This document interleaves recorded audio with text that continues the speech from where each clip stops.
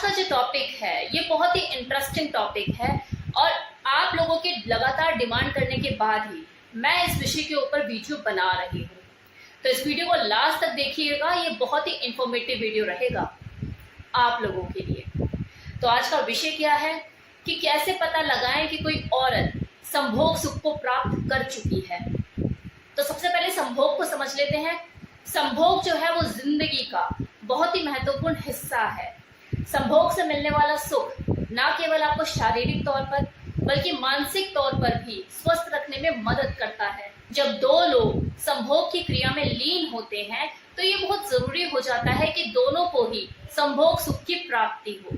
लेकिन देखो, जिज्ञासा तो यहीं से शुरू होती है, ये जानने की कि यार मैं तो डिस्चार्ज हो गया, क्या मेरी पार्टनर डिस्चार्ज हुई, उसे संभोग सुख प्राप्त हुआ, वो कंप्लीटली सेटिस्फाइड हुई, कैसे पता लगाएं?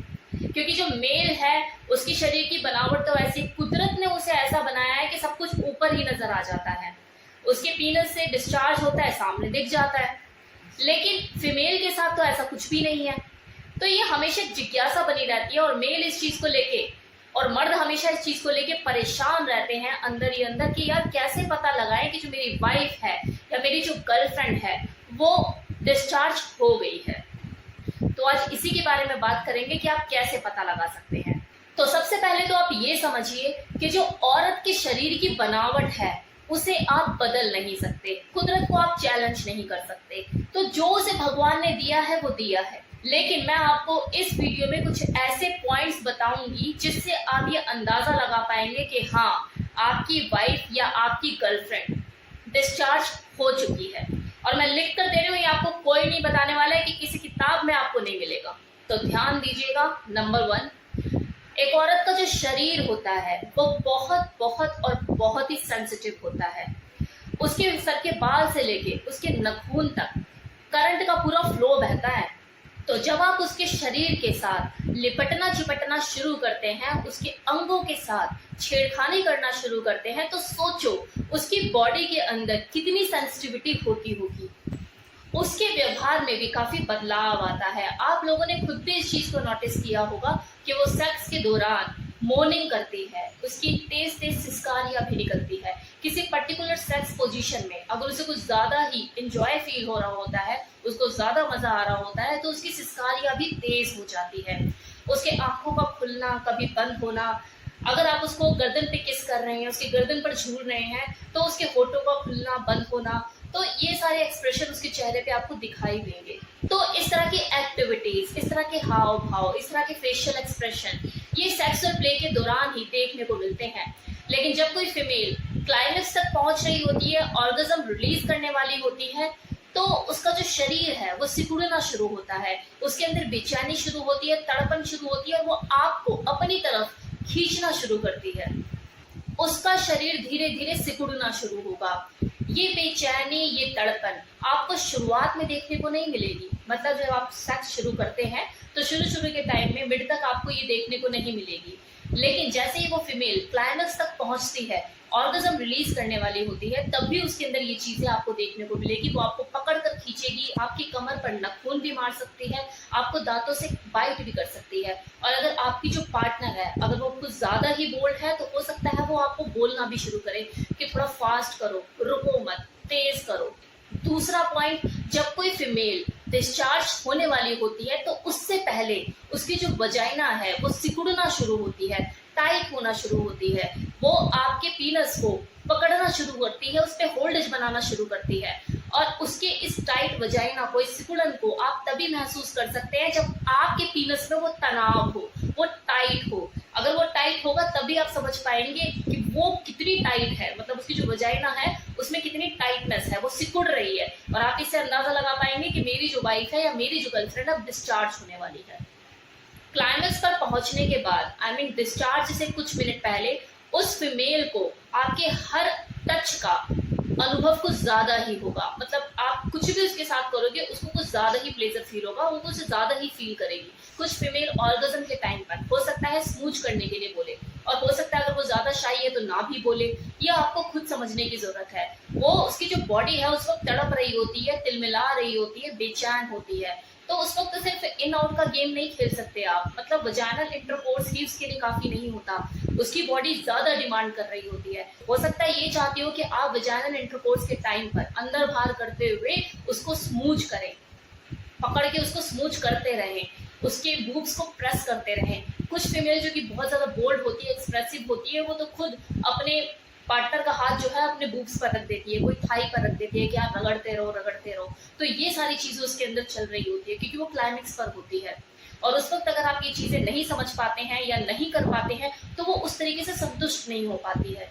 अब अगर आपने स्मूच करना शुरू कर दिया वजाइनल इंटरकोर्स के टाइम पे, बूब प्रेस कर रहे हैं या उसे रब कर रहे हैं उसकी बॉडी को, तो इसका मतलब ये नहीं है कि अब आप वजाइनल इंटरकोर्स ना करें, वो आप करते रहिए, उसमें ब्रेक नहीं होना चाहिए। अगर उसमें ब्रेक हो गया फिर तो उसको सेटिस्फेक्शन मिलेगा ही नहीं, क्योंकि उसकी बॉडी एक्टिव मोड पे है, उसे ज्यादा से ज्यादा चाहिए, उसे प्लेजर भी चाहिए, उसे दर्द भी चाहिए, उसे मजे भी चाहिए, उसे सब कुछ चाहिए एक ही टाइम पे।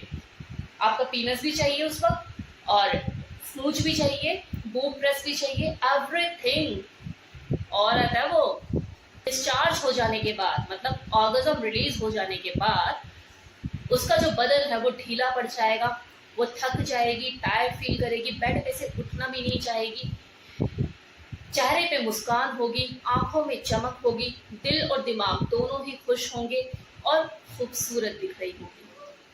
किसी फीमेल का सेक्स के दौरान डिस्चार्ज ना हो पाना या उसका पूरी तरह से संतुष्ट ना हो पाना उसका मूड खराब करता है, उसके अंदर चिड़चिड़ापन लेकर आता है। सेक्स हो जाने के बाद उसका पूरी तरह से किसी भी काम में मन नहीं लगता है, उसका माइंड भी डाइवर्ट रहता है, घर में कलेश होते हैं, वो चिड़चिड़ापन कहीं तो निकलेगा ना।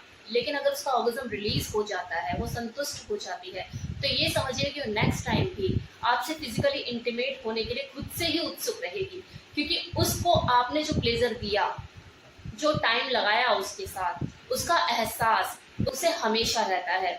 और ये ह्यूमन नेचर है कि जिस काम को करने में किसी इंसान को बेहद मजा आया उसे वो बार बार करना चाहेगा।